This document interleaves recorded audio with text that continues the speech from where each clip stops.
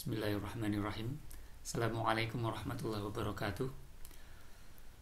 Kali ini akan saya terangkan mengenai materi pertama, di mana materi pertama ini saya baru akan memberikan perkenalan dan juga menjelaskan mengenai RPS serta gambaran perkuliahan dalam satu semester ke depan tentang mata kuliah matematika dasar. Adapun untuk materi atau mata kuliah yang akan kita pelajari yang bernama matematika dasar itu nanti akan berbeda dengan apa yang kita pelajari dulu waktu di sekolah menengah, tidak berkaitan langsung dengan latihan soal, tapi lebih kepada bagaimana nanti mahasiswa Anda semua itu mampu untuk bernalar. Sebagaimana yang akan saya terangkan hari ini tentang hakikat tentang matematikanya. Sebelumnya, nama saya di sini adalah Najib Mubarok. Saya lulusan S1 Matematika dan juga S2 Matematika, jadi saya memang dari awal hanya belajar matematika saja. Tapi di sini nanti juga saya akan menjelaskan juga, akan mengampu juga mata kuliah keagamaan yang lain. Ada usul fikih dan lain sebagainya.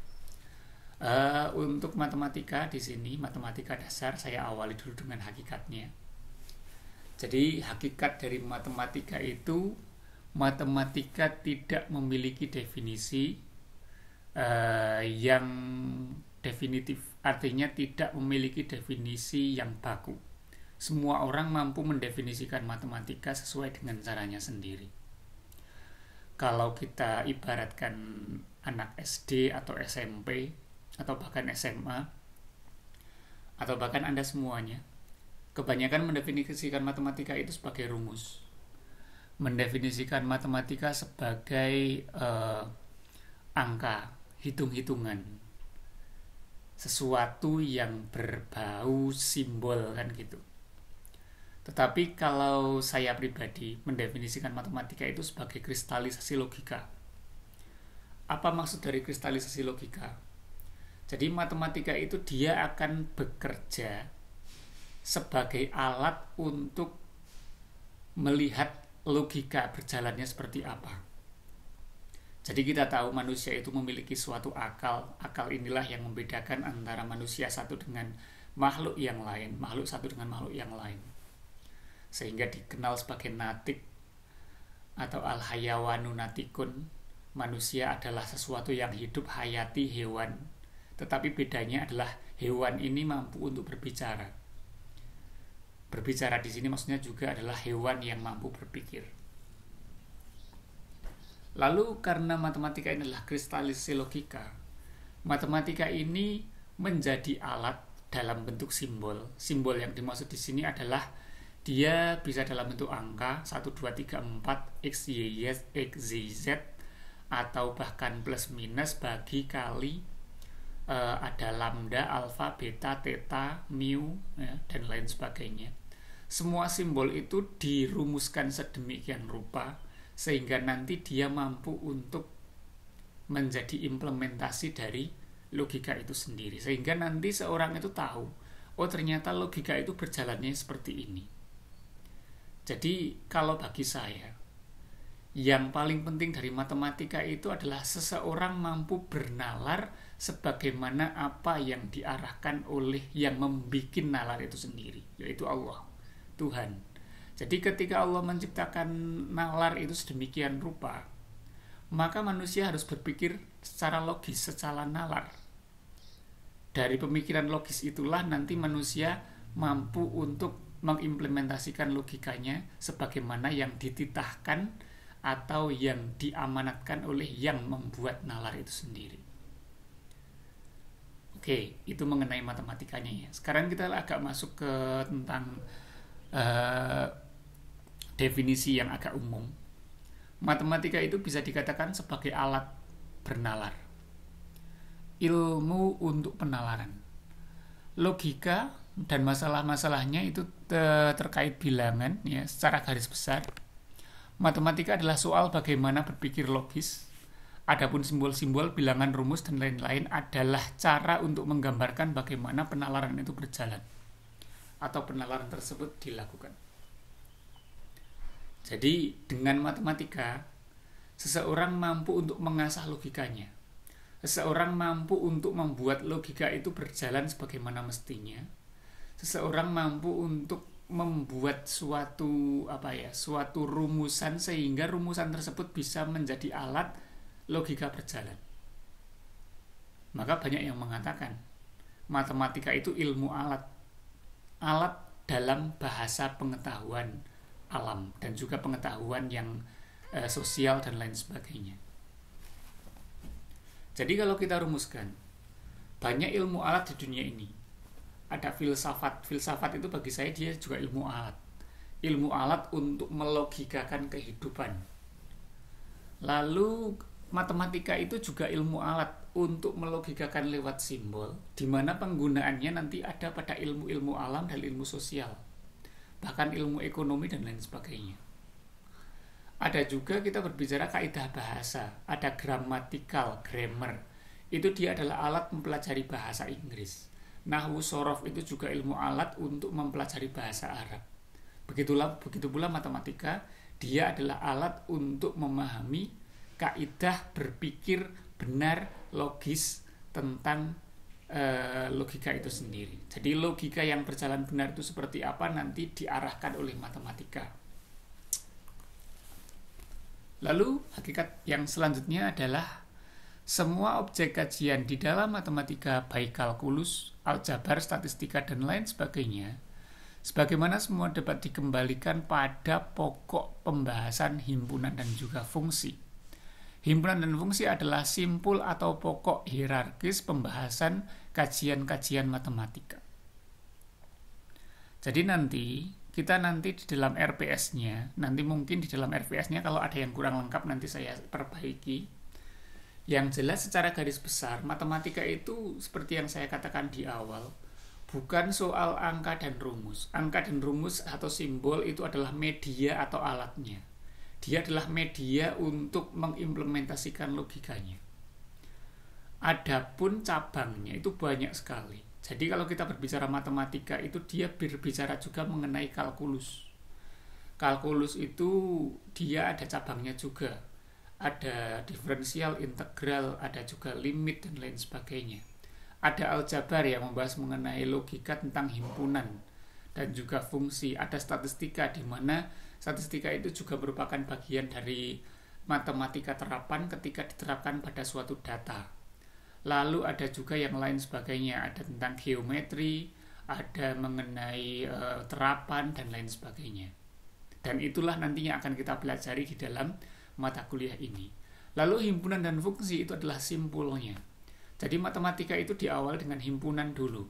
Ada himpunan angka, ada himpunan simbol operasi, plus minus bagi, ada himpunan variabel X, Y, Z, A, B, C, dan lain sebagainya. Oke, yang saya katakan di awal ini memang agak abstrak, mungkin akan sulit dipahami, terutama bagi Anda yang sama sekali mungkin tidak menyukai matematika dan tidak pernah bergelut dalam bidang matematika. Tapi saya katakan sekali lagi, matematika diterapkan, tolong ditanamkan di awal, matematika bukan soal angka dan rumus. Itu hanya medianya saja. Sebagaimana kalau kita berbicara mengenai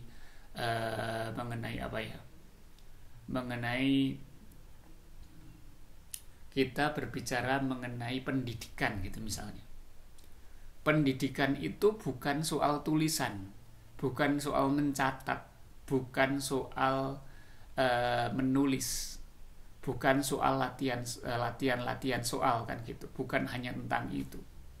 Pendidikan itu adalah soal bagaimana suatu peserta didik mampu menjadi pribadi yang terdidik kan gitu. Terdidik itu apa? Baik dari sisi akhlaknya, kepribadiannya, pola pikirnya, dan juga pengetahuannya.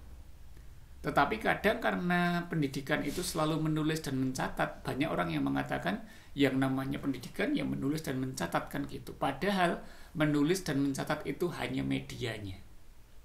Itu sama dengan matematika. Matematika itu lebih luas dari itu. Dia tentang bagaimana logika itu mau berjalan dengan benar, seseorang mampu berpikir dengan lebih benar dan lebih nalar, seseorang mampu untuk berpikir benar dan bernalar logis, tetapi medianya adalah dengan simbol, di mana simbolnya itu biasa kita kenal sebagai angka dan juga rumus. Tetapi matematika bukan angka dan juga bukan rumus. Itu. Lalu dari sini kita mengenal ternyata matematika cabangnya banyak, ada kalkulus, aljabar, statistika, geometri, dan lain sebagainya. Lalu apa yang akan kita pelajari dalam satu semester ini? Dalam satu semester ini kita akan mempelajari beberapa hal, ya. Di mana yang akan kita pelajari di dalam matematika dasar. Mohon maaf, loading.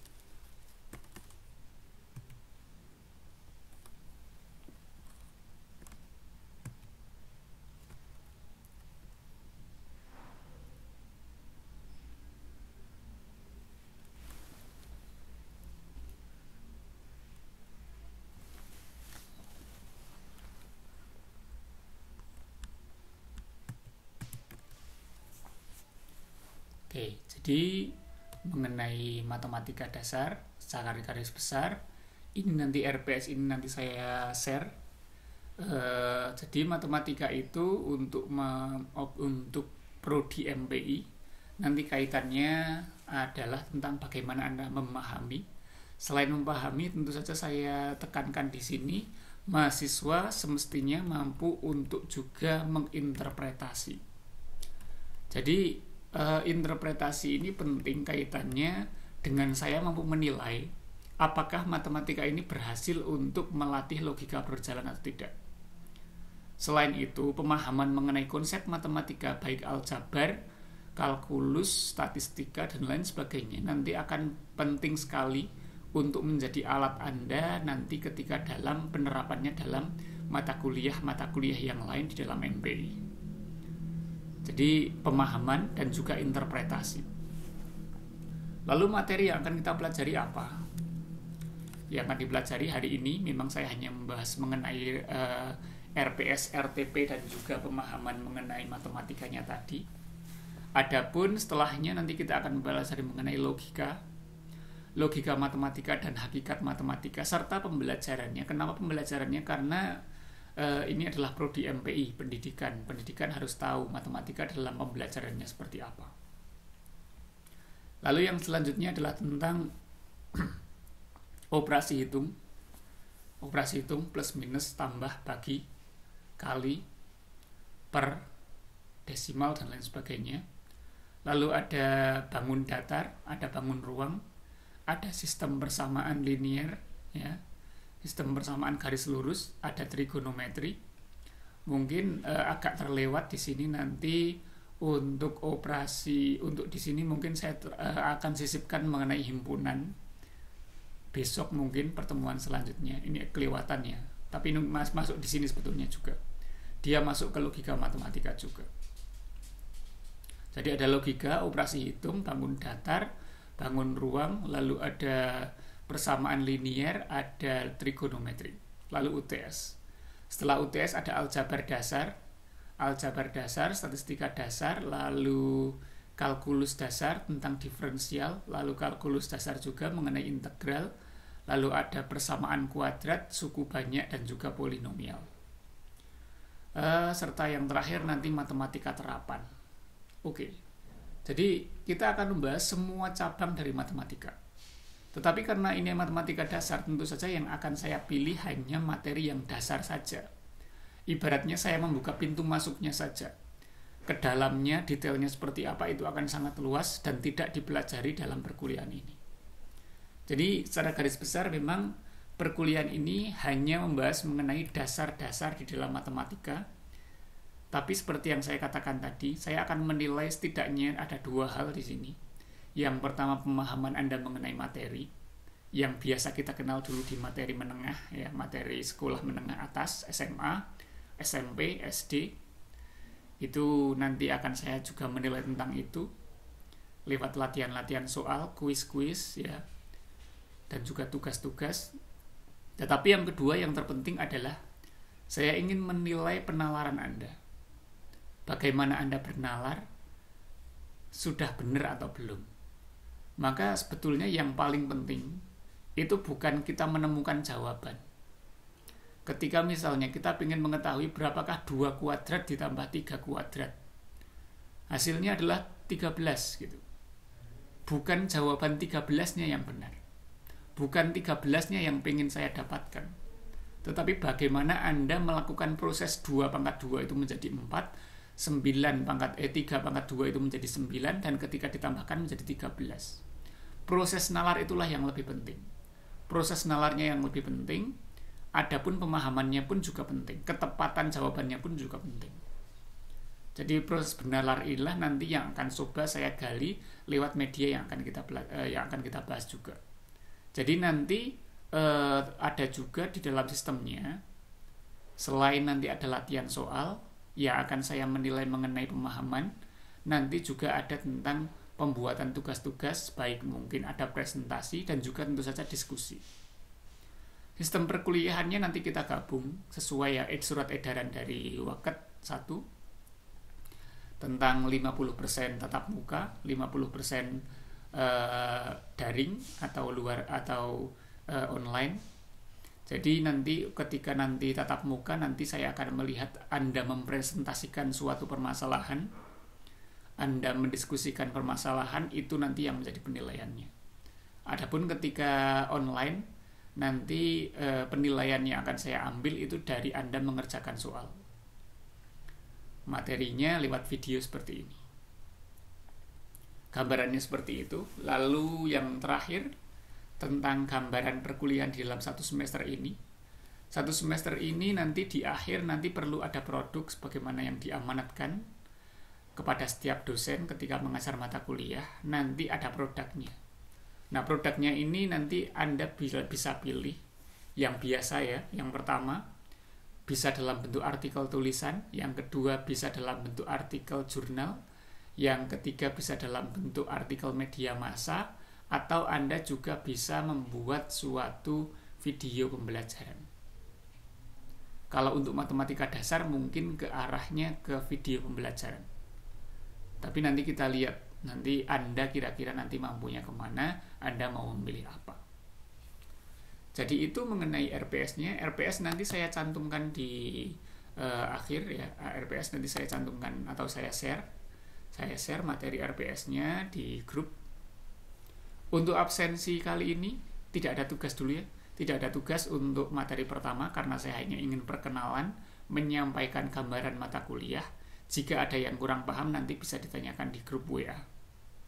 Untuk absensi karena ini sistemnya daring dan untuk saya bisa mengecek Anda menyimak video ini, minta tolong absensinya lewat kolom komentar. Kolom komentar silahkan cantumkan nama dan juga NIM Anda. Jika ada pertanyaan bisa ditanyakan di grup WA. Kurang lebihnya mohon maaf. Assalamualaikum warahmatullahi wabarakatuh.